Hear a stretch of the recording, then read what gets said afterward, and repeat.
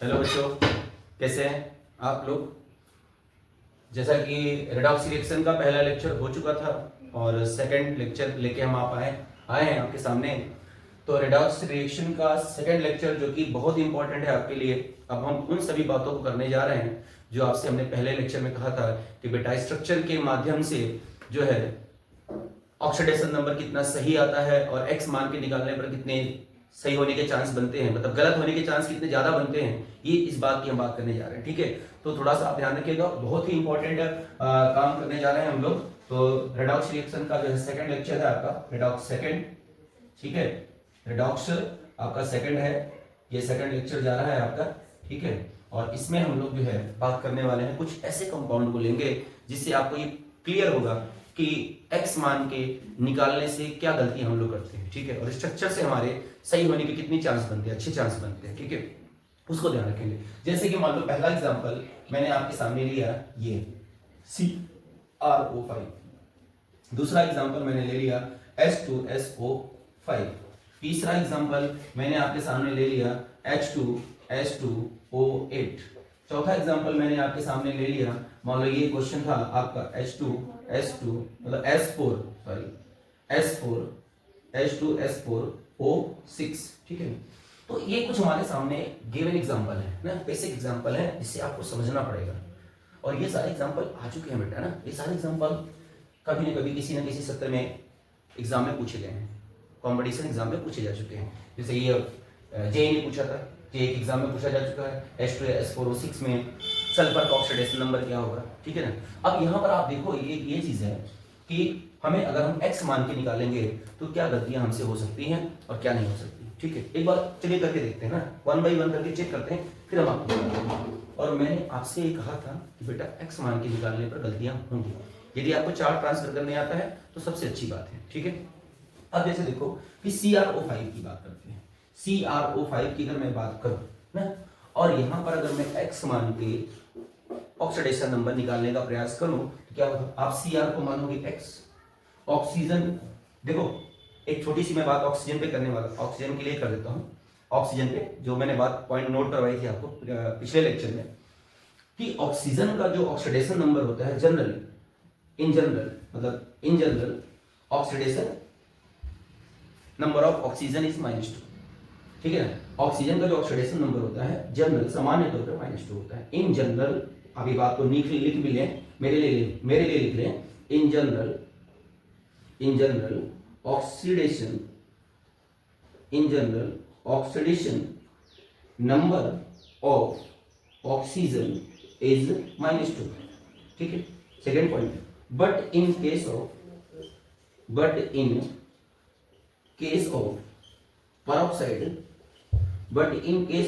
peroxide is -1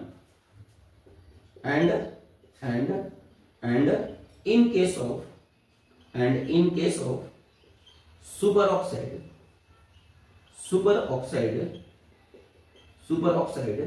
is -1/2।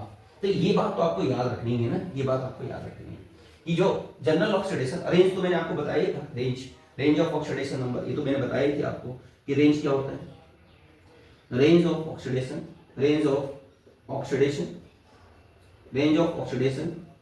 Number of oxygen is -2 2 + 2, मतलब minimum -2 होता है और मैक्सिमम +2 होता है। ये बात तो मैंने आपको बताई थी प्रीवियस लेक्चर में, पिछले लेक्चर में मैंने आपको बता रखी थी। हाँ, थोड़ी सी ये बात आपको मैं बताना चाह रहा हूँ कि जनरल केस में जैसे स्टेटमेंट बेस्ड क्वेश्चन आ जाता है तो आपको ध्यान रखना है, in general oxidation number of oxygen is -2 but in case of peroxide is -1 and in case of super oxide is -1/2। तो ये बात आपको याद होनी चाहिए। ठीक है, तो आप इसको नोट डाउन कर लेंगे, इसका स्क्रीनशॉट ले लेंगे। ठीक है ना, तो चलिए ठीक है, तो हम इसको मिटा रहे हैं, इरेज करने जा रहे हैं। ठीक है, तो ये हो गया। अब हम करते क्या है, जैसे हम एक्स मान की जब निकालते हैं तो हमारा ऑक्सीडेशन नंबर बेटा गलत आता है। कैसे गलत आता है, अब ये देखिए ध्यान से। जैसे हमने इसका एक्स माना, क्रोमियम का ऑक्सीडेशन मान लो मुझे निकालना है CrO5 में, Cr का ऑक्सीडेशन नंबर निकालना है, तो मैंने इसको एक्स मान, हम लोग एक्स मानते हैं जो कि करते आ रहे हैं पिछले काफी दिनों पहले से करते आ रहे हैं ना, यही बताया था। और ऑक्सीजन पर होता है -2 × 5, इस पूरे पे नेट चार्ज है 0 तो इक्वल टू 0 कर देंगे। ठीक है, तो यहां से हो जाएगा x minus 10 is equal to 0 और यहां से आ जाएगा x is equal to plus 10। मेरी बात को ध्यान से सुनना, बिल्कुल ध्यान से। अब x बराबर प्लस 10 आ गया। अब आप मुझे जरा ये बताएं कि क्या क्रोमियम का ऑक्सीडेशन नंबर जो है वो प्लस 10 है? नहीं। क्रोमियम का जो मैक्सिमम ऑक्सीडेशन नंबर होता है, क्रोमियम का जो मैक्सिमम ऑक्सीडेशन नंबर होता है, मैक्सिमम जो है ऑक्सीडेशन नंबर होता है क्रोमियम का, बेटा वो क्या होता है? ऑक्सीडेशन नंबर क्या होता है? 6 होता है।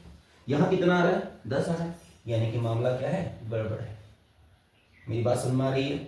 तो अब इसका कोई दूसरा रास्ता है ही नहीं स्ट्रक्चर के सिवाय, है?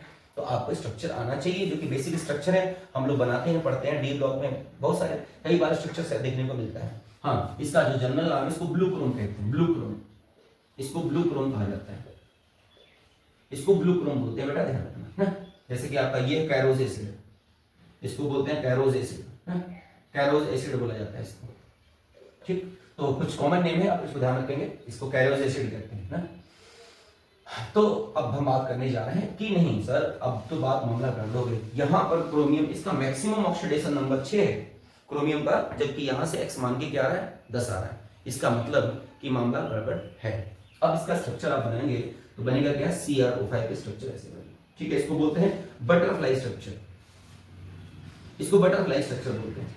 तो थोड़ा आप देखेंगे तो ये बटरफ्लाई की तरह लगेगा भी ना, ये बटरफ्लाई की तरह लगता भी देखने में। इसको बोलते हैं बटरफ्लाई स्ट्रक्चर, ध्यान से देखिए, इसको बोलते हैं बटरफ्लाई स्ट्रक्चर, बटरफ्लाई स्ट्रक्चर, ठीक है। इसको बोलते हैं बटरफ्लाई स्ट्रक्चर, बटरफ्लाई स्ट्रक्चर, इसको बटरफ्लाई स्ट्रक्चर कहा जाता है। तो ब्लू क्रोम इसका कॉमन नेम है, ब्लू क्रोम, ठीक है ना, ब्लू क्रोम बोलते हैं। अब अगर आप इसको, अब अगर बेटा आप इसको, अब इसका ऑक्सीडेशन नंबर निकालेंगे तो बिल्कुल सही रहेगा। अब आपको पता है कि क्रोमियम डी ब्लॉक का एलिमेंट तो ट्रांजिशन एलिमेंट है, इसका जो ऑक्सीडेशन नंबर होगा प्लस होगा। ऑक्सीजन का ऑक्सीडेशन नंबर माइनस होता है, तो हो जाएगा -2, तो यहां पर आ जाएगा +2। यहां पर आ गया -1, तो यहां पे आ गया +1। इस ऑक्सीजन के लिए -1, तो यहां पर +1। इस ऑक्सीजन के लिए -1, तो यहां पे +1। इस ऑक्सीजन के लिए -1, तो यहां पर +1। नेट कितना आ गया? नेट कितना आ गया? +6। देखो यहां पर मैक्सिमम आपका आ गया, मैक्सिमम से ज्यादा आ रहा है इसका मतलब गलत है, मैक्सिमम से ज्यादा आ रहा है इसका मतलब गलत है, इस बात को आप ध्यान रखिएगा। तो यहां पर जो क्रोमियम का ऑक्सीडेशन नंबर आ रहा है वो +6 आ रहा है, बिल्कुल सही है, ठीक है। और इसके अंदर देखो पेरोक्साइड बॉन्ड भी आ रहे हैं, ना? जो यहां लिखा है पेरोक्साइड बॉन्ड भी आ रहे हैं। बेटा ये बटरफ्लाई स्ट्रक्चर था आपका ना। तो इसमें क्या है कि मैं आपको जो बता रहा था, आप थोड़ा ध्यान रखेंगे कि इसमें जो क्रोमियम का ऑक्सीडेशन नंबर था वो +6 से क्या आ रहा है? ज्यादा आ रहा था x मान के, ना। यहाँ पे जब स्ट्रक्चर के माध्यम से आपने बात किया तो यहाँ पे ये देखने को मिला कि बिल्कुल सही है, बिल्कुल सही है, मैक्सिमम आ रहा है, कोई दिक्कत नहीं, मैक्सिमम आएगा, आ सकता है, मैक्सिमम से ज़्यादा नहीं आ सकता है, ठीक है। तो ऐसी परिस्थिति में यहाँ पर हमें स्ट्रक्चर का ही सहारा लेना पड़ा। अगर आपको स्ट्रक्चर नहीं आता है तो शायद ये क्वेश्चन आपका गलत हो जाएगा, ठीक है, ये गलत हो जाएगा। तो ये हो गया आपका ये, ठीक। इसी प्रकार आप इसको नोट डाउन करें, इसी प्रकार जो है फिर हम अगले स्ट्रक्चर की तरफ आगे बढ़ते हैं, ठीक है। इसमें आप ध्यान से देखें, इसमें पेरोक्साइड बॉन्ड 2 आ रहे हैं, 2 पेरोक्साइड बॉन्ड आ रहे हैं, देखो ध्यान से, यहाँ पे पेरोक्साइड बॉन्ड 2 आ रहे हैं, ठीक है। तो ये चीज हो गई। तो आगे हम बढ़ते हैं, आगे हम बढ़ते हैं। अच्छा, पेरोक्साइड बॉन्ड की बात हो रही है ना, थोड़ा सा एक बार हल्का सा जो है हम लोग बात कर लेते हैं पेरोक्साइड बॉन्ड ना, पेरोक्साइड बॉन्ड की बात हो रही है। जैसे पेरोक्साइड बॉन्ड है क्या? पेरोक्साइड बॉन्ड है क्या? पेरोक्साइड बॉन्ड हम लोग जनरली यही कहते हैं कि ऐसा पेरोक्साइड बॉन्ड उसे कहते हैं जहां पे ऑक्सीजन का जो ऑक्सीडेशन नंबर होता है -1 आता है, मतलब 2 ऑक्सीजन आपस में ऐड होते हैं, दोनों पे जिसका ऑक्सीडेशन नंबर आता है वो -1 होता है। जनरली दिखाने के लिए हम लोग ये दिखाते हैं कि पेरोक्साइड, जैसे कि हमने कहा कि H2O2, ये हमारा हाइड्रोजन पेरोक्साइड है, ठीक है, ये पेरोक्साइड है यहाँ पे। तो अगर इस पे बात करें तो हाइड्रोजन पे +1 होगा, ऑक्सीजन पे -1 होगा, यहाँ पर +1 होगा, यहाँ पर -1 होगा, ऐसी ऐसी स्थितियां जनरेट होंगी, ठीक है।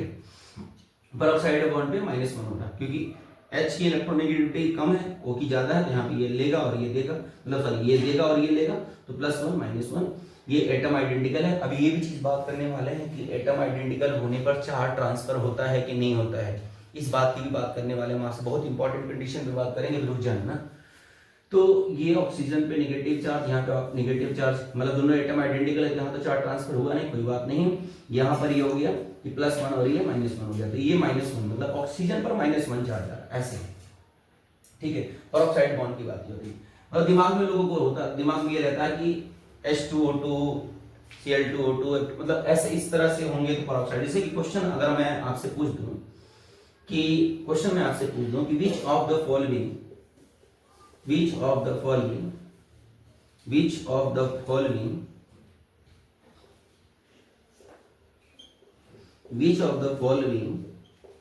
has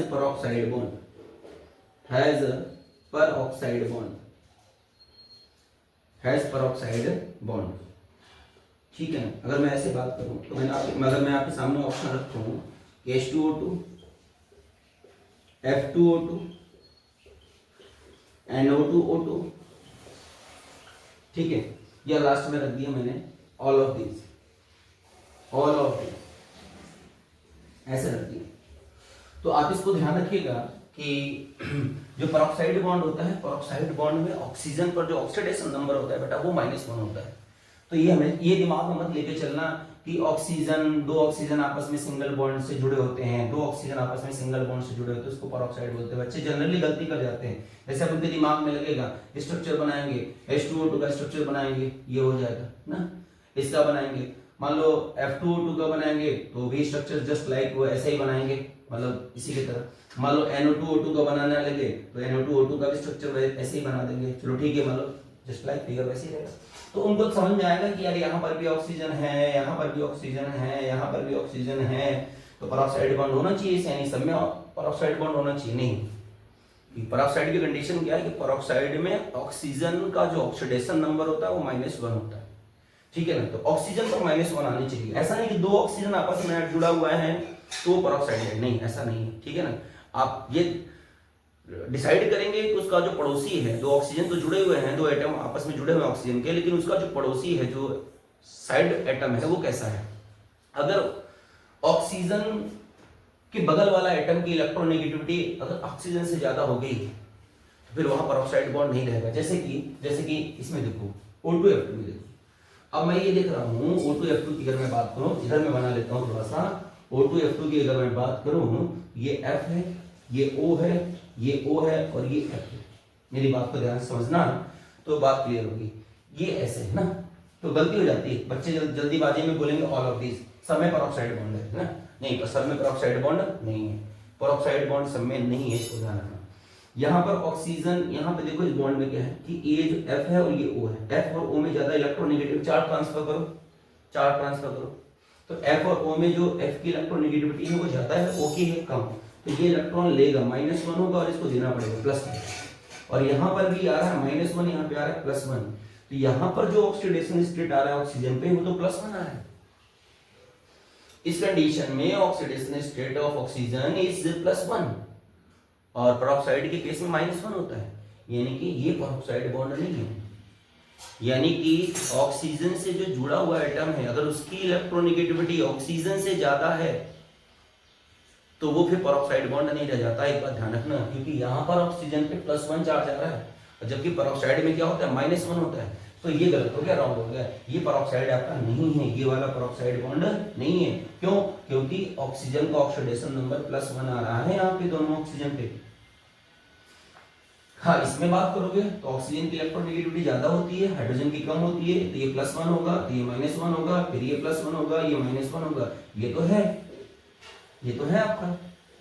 इसकी बात करोगे NO2O2 की बात करोगे तो ये भी है आपका, क्योंकि N और O में ये +1 होगा, ये -1 होगा, ठीक है ना, और यहाँ पर मतलब Na है तो ये +1 होगा और ये -1 होगा, ये भी है आपका, ठीक है। इसमें बोथ A एंड C आएंगे, A और C में पेरोक्साइड है, तो पेरोक्साइड बॉन्ड को पहचानने की जो कंडीशन है वो ये आपको ध्यान रखनी है कि पेरोक्साइड में ऑक्सीजन का ऑक्सीडेशन नंबर हमेशा -1 होगा, ठीक है ना। ऐसा नहीं करना है कि आप जो है गड़बड़ कर दें, मेरी बात को ध्यान रखिएगा। जैसे F2O2 में आपको झटके में एक बार में तो यही लगेगा कि इसमें भी पेरोक्साइड बॉन्ड है, नहीं, पेरोक्साइड बॉन्ड नहीं है। क्यों? क्योंकि जो फ्लोरीन का पड़ोसी है, सॉरी, जो ऑक्सीजन का पड़ोसी है वो फ्लोरीन है, और फ्लोरीन जो है ऑक्सीजन से ज्यादा इलेक्ट्रोनेगेटिव है, और ज्यादा इलेक्ट्रोनेगेटिव है तो इसकी टेंडेंसी इलेक्ट्रॉन लेने की, तो जब ये लेगा तो इसको देना पड़ेगा, दे रहा है तो पार्शियल पॉजिटिव आ रहा है यहाँ पे। अगर इसमें इलेक्ट्रॉन शिफ्ट कराएंगे तो ये इलेक्ट्रॉन ये लेगा और ये देगा, ये लेगा और ये देगा। मान लो यहाँ तो आइडेंटिकल है, यहाँ तो चार्ज ट्रांसफर नहीं होगा। आइडेंटिकल का भी केस में बताऊंगा आपको, टेंशन मत लें ना। तो ये कंडीशन हो रही है आपकी ये ना। तो आपको ध्यान रखना है इसमें जो है पेरोक्साइड बॉन्ड, अगर मैं बात करूं तो ए और सी है ना। तो पेरोक्साइड बॉन्ड की बात जनरली हम लोग कर लिए, जो है जो थोड़ा सा दिमाग में रहता है कि क्या होगा, तो आपको ध्यान रखना है कि दो ऑक्सीजन एटम अगर आपस में सिंगल बॉन्ड से के थ्रू जुड़े हुए हैं तो जरूरी नहीं कि वो पेरोक्साइड होंगे, उसका पड़ोसी, उसका जो नेबर है, वो जो एटम है वो कैसा है, वो उसके डिपेंड करता है उसकी इलेक्ट्रोनेगेटिविटी पे। अब देखो जनरली ऑक्सीजन से ज्यादा इलेक्ट्रोनेगेटिव तो एक ही एटम है, फ्लोरीन ना। तो अगर फ्लोरीन कहीं लगा हुआ है दो ऑक्सीजन के साथ में तो वहां पे आप ध्यान रखिएगा, बाकी तो हर जगह पेरोक्साइड बॉन्ड सही आएगा, क्योंकि फ्लोरीन से ज्यादा इलेक्ट्रोनेगेटिव है फ्लोरीन, ऑक्सीजन से ज्यादा इलेक्ट्रोनेगेटिव है फ्लोरीन। तो फ्लोरीन, उस केस में फ्लोरीन इलेक्ट्रॉन लेगा तो जो ऑक्सीजन पे चार्ज होगा वो चेंज हो जाएगा, नेगेटिव से क्या हो जाएगा पॉजिटिव, ठीक है। तो उस केस में आपको अलर्ट रहना है, जैसे कि एग्जांपल आपका ये है। इसके अलावा कोई दूसरा एग्जांपल आपको देखने को मिलेगा नहीं जहां पे पेरोक्साइड बॉन्ड की अगर बात की जाएगी तो, ठीक है। तो आपका मामला सही रहेगा, कोई दिक्कत वाली बात नहीं है, ठीक है। चलिए आगे बढ़ते हैं। तो आगे बढ़ते हैं, अब इसको नोट डाउन कर लें, अगर आपको करना हो तो इसको स्क्रीनशॉट ले सकते हैं, ठीक है। तो आगे बढ़ते हैं। तो आगे में हमने अब बात किया कि स्ट्रक्चर पे हम आते हैं ना, स्ट्रक्चर पे आते हैं। तो बेटा स्ट्रक्चर पे जब हम आते हैं तो इसमें हमने क्या किया, तो मैंने कहा कि आपका जैसे आपने एक्स मान के निकाला तो इसका गलत आ गया ना, गलत आ गया। अब जैसे मान लो कि मेरे पास कैरोज एसिड है, H2SO5 है, ठीक है, H2SO5 है, ये ले लो आप, ये तीनों ले लेते हैं, ठीक।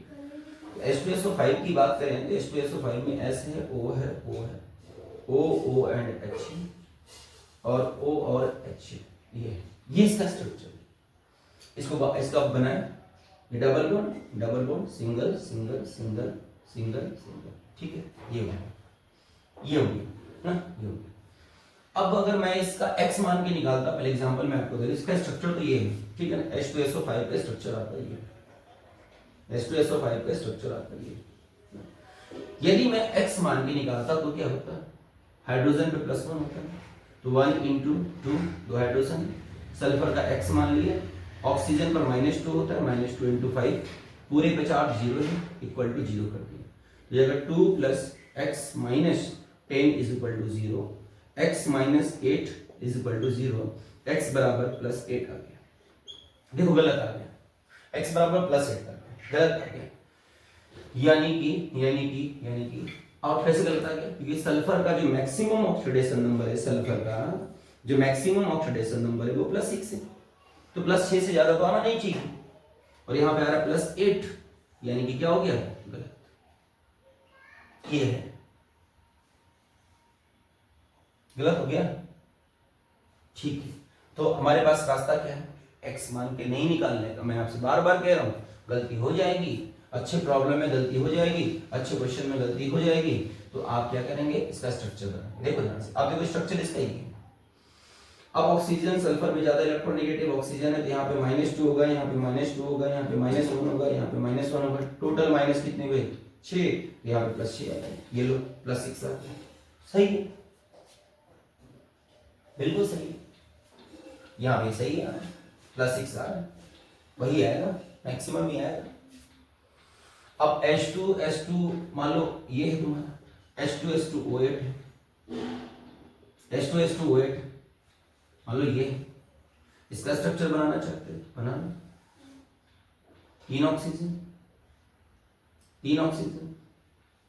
2 बीच में, 2 H बाहर, ऐसे double single single single single double double single single, बिल्कुल आसान है, 1-2 बार देखेंगे आपको आ जाएगा, ठीक है, बस देखा होना चाहिए, ये हो गया। अब अगर इसका तुम x मान के आप निकालते हो तो क्या होता है, 1 into 2 + 2x - 2 into 8 is equal to 0, 2 + 2x - 16 is equal to 0, 16 में से 2 गया 14, 2x - 14 is equal to 0, x is equal to 14/2 2 7 जा 14 x इक्वल टू प्लस 7।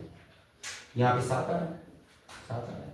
जबकि सल्फर का कितना आता है, सल्फर का कितना आता है, प्लस 6 आता है, 6 आता है। तो मामला गड़बड़ है, मामला क्या है, गड़बड़ है, ध्यान रखना। तो इस हिसाब से यदि आप निकालोगे, और वो भी देखो इसमें 2 सल्फर है ना, ये ऑक्सीडेशन स्टेट की बात है।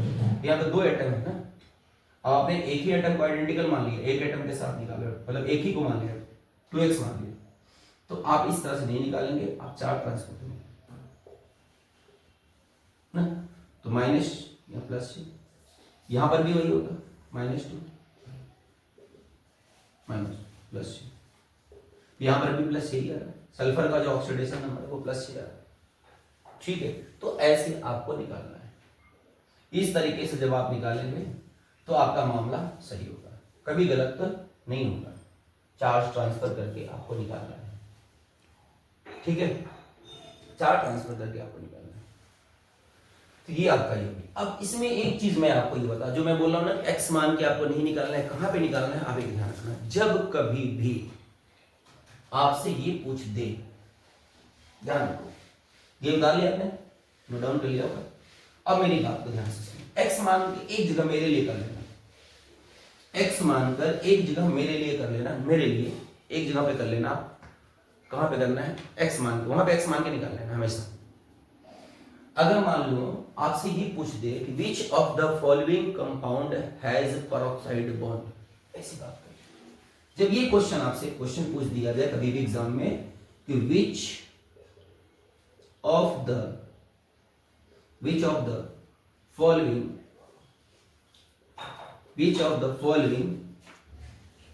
कंपाउंड हैज पेरोक्साइड बॉन्ड,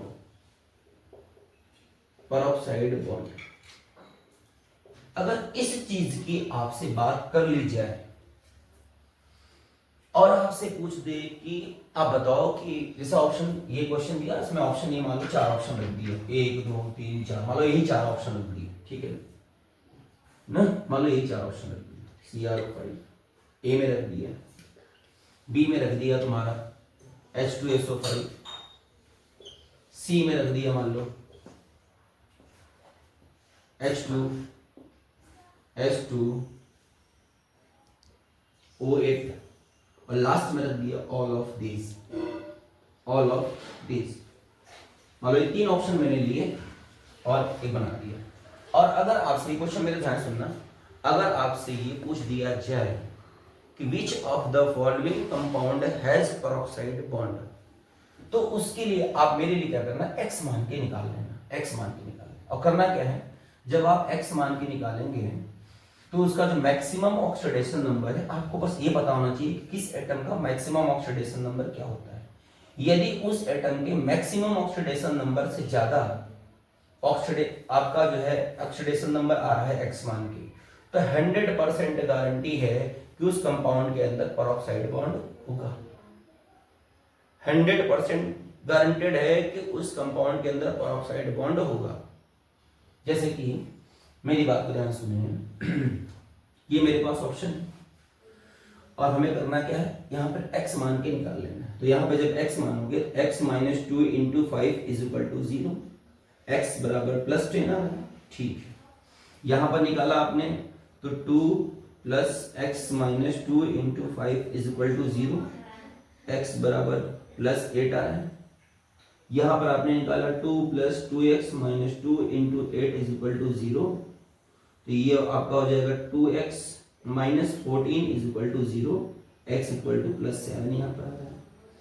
तो मुझे ये पता है कि क्रोमियम का जो मैक्सिमम है वो +6 है, सल्फर का जो मैक्सिमम है वो 6 है, और यहाँ पर भी 6 है, मैक्सिमम 6 है, +6, आप कितना रहा है 7 8। तो यदि उसके मैक्सिमम ऑक्सीडेशन नंबर से ज्यादा ऑक्सीडेशन नंबर आने लगे, जिस किसी भी कंपाउंड के अंदर एटम के मैक्सिमम ऑक्सीडेशन नंबर से ज्यादा ऑक्सीडेशन नंबर आने लगे, मेरी बात ध्यान से सुनना, तो वह उस कंपाउंड में 100% पेरोक्साइड बॉन्ड है। मेरी बात सुन में आ रही है? उस कंपाउंड में 100% परऑक्साइड बॉन्ड है। और इसको कैलकुलेट करने के लिए कुछ नहीं करना है, आप एक्स मान के निकालिए। वैसे तुमने एक्स मान के निकाला, +10 आ रहा था। CrO5 में 100% परऑक्साइड बॉन्ड मिलेगा। जब इसका स्ट्रक्चर ड्रा किया देखा था अपने परऑक्साइड बॉन्ड है। H2SO5 में परऑक्साइड बॉन्ड है, ठीक है ना। तो परऑक्साइड बॉन्ड की अगर बात कर ले, कभी एग्जाम में पूछ ले आपसे कि परऑक्साइड बॉन्ड है या नहीं, कि which of the following compound has peroxide bond, कोई दिक्कत नहीं है। इसमें भी परऑक्साइड बॉन्ड है, इसमें भी परऑक्साइड बॉन्ड है, इसमें भी परऑक्साइड बॉन्ड है। क्यों? क्योंकि जो आपका कैलकुलेटेड ऑक्सीडेशन नंबर आ रहा है उसके मैक्सिमम ऑक्सीडेशन नंबर से ज्यादा आ रहा है। जो कैलकुलेटेड ऑक्सीडेशन नंबर आ रहा है यदि उसके मैक्सिमम ऑक्सीडेशन नंबर से ज्यादा आएगा तो 100% उस कंपाउंड के अंदर परऑक्साइड बॉन्ड है। यानी कि इसमें भी है, इसमें भी है, इसमें भी है। आंसर हो गया ऑल ऑफ दिस, आंसर हो गया ऑल ऑफ दिस, ठीक है। आंसर हो गया बेटा ऑल ऑफ दिस। तो आप इस चीज को आप दिमाग में सेट कर लें, ये एक्स मान के मेरे लिए कर लेना। कैलकुलेटेड ऑक्सीडेशन नंबर से ज्यादा यदि एटम का ऑक्सीडेशन नंबर आ रहा है, मतलब जो कैलकुलेटेड ऑक्सीडेशन नंबर जो आपका आया है वो जो उसका एक्चुअल ऑक्सीडेशन नंबर है यदि उससे ज्यादा आ रहा है, एक्चुअल ऑक्सीडेशन नंबर से ज्यादा यदि कैलकुलेटेड ऑक्सीडेशन नंबर आ रहा है, मतलब एक्चुअल जो था सल्फर का एक्चुअल कितना है +6 है और कैलकुलेटेड उससे ज्यादा आ रहा है, तो उसके अंदर परऑक्साइड बॉन्ड के होने की संभावना 101% है। आंसर आपका ठीक हो जाएगा। यहां से एक्स मान के आप निकाल लेंगे, बस बाकी जगह पे एक्स मानने की जरूरत नहीं है आपको। आप चार्ज को ट्रांसफर करके ही ऑक्सीडेशन नंबर निकालेंगे, ठीक है। ये मेरी बात को आप ध्यान रखेंगे। अब हम आपसे कुछ बात करने जा रहे हैं, और भी बात करने जा रहे हैं, अच्छी बात करेंगे, आप टेंशन ना लें, ठीक है। तो ये बात मैंने आपको बता दी। अब एक बात और ध्यान सुनिए, अगर आपसे ये भी पूछ देना, थोड़ा कॉमन सेंस लगाएं, तो रेशियो आप देखो डिफरेंस के हिसाब से बात कर सकते हो। जैसे अगर आपसे ये पूछ दे कि how many number of peroxide bond, देखो उसके लिए भी फॉर्मूला होता है, लेकिन आप उसमें ज्यादा उलझने की जरूरत नहीं है ना। वो जेई वही के लेवल में जो है एडवांस के लेवल में जाते हैं हम लोग, लेकिन तब भी पर आप फॉर्मूला भी लगाएंगे तो भी, कॉमन सेंस लगाएंगे तो भी, ठीक है ना। तो कॉमन सेंस का आप ज्यादा यूज करेंगे। जैसे मान लो कि इसमें हमसे ये पूछ दे कि CrO5 में या किसमें परऑक्साइड बॉन्ड की संख्या मैक्सिमम है, ज्यादा है, तो आप ऑप्शन के रिगार्डिंग अगर देखें तो जो रेशियो डिफरेंस आ रहा है ना, जैसे यहाँ पे देखो +8 या +7 का आ रहा है, यहाँ पर +10 का आ रहा है और +6 है इसका मैक्सिमम, +6 से +10 में जा रहा है, तो डिफरेंस कितने का आ रहा है? 4 का डिफरेंस आ रहा है, 4 का डिफरेंस आ रहा है। मतलब अप्रोक्सीमेटली यहाँ पर 2 परऑक्साइड के बॉन्ड के होने की संभावना है। डिफरेंस देखो आप चेक करो थोड़ा सा, तो 4 का, तो एवरेज अगर पकड़ोगे ना तो भी पता लग जाएगा कि किसके अंदर कितने परऑक्साइड बॉन्ड है। वैसे ऐसी बात नहीं होती है कि किसके अंदर कितने परऑक्साइड बॉन्ड है। फिलहाल अभी तक इस तरह क्वेश्चन जनरली नीट में तो नहीं पूछा गया, जेईई में बार पूछा गया है कि कितने परऑक्साइड बॉन्ड है, ठीक है। तो वो आप एवरेज सोच सकते हैं। अब यहाँ पर बहुत डिफरेंस नहीं आ रहा है, 8 आ रहा है, +6 है, +6 तो मैक्सिमम है, 8 आ रहा है, तो 8 आ रहा है तो +6 में मतलब यानी कि एक परऑक्साइड बॉन्ड है। यहाँ पे 10 आ रहा है तो परऑक्साइड बॉन्ड की संख्या बढ़ जाएगी, 2 हो सकती है, कि एक परऑक्साइड पर -1 होता है, मतलब 2 ऑक्सीजन पर -2, तो 4 पे -4, तो डिफरेंस जो इसका आ रहा है वो नेट करके 10 के बराबर आ रहा है लमसम। तो अगर थोड़ा सा कैलकुलेट करके निकालेंगे तो आप ये भी बता सकते हैं कि किसके अंदर कितना परऑक्साइड बॉन्ड है। बात समझ आ रही है? तो ये तो आपके सामने दिखाई पड़ रहा है, ठीक है ना। तो लेकिन बस ये आपको ध्यान रखना कि जब कभी भी आपसे ये पूछा जाए परऑक्साइड बॉन्ड कितने हैं, ठीक है, परऑक्साइड बॉन्ड है या नहीं है, तो आप उसका एक्स मान के ऑक्सीडेशन नंबर निकालना है और आप देख लेना उसका कैलकुलेटेड आपका कितना आ रहा है और उसका जो है इनिशियली कितना होता है। अगर उससे ज़्यादा आ रहा है तो उसमें 100% परऑक्साइड बॉन्ड है, सीधी बात है। तो ये बात हमारी थी, ठीक है। तो अब हम आगे बढ़ते हैं। शायद आई होप आप मेरी बात को समझ पा रहे होंगे मैं क्या कहना चाह रहा हूँ।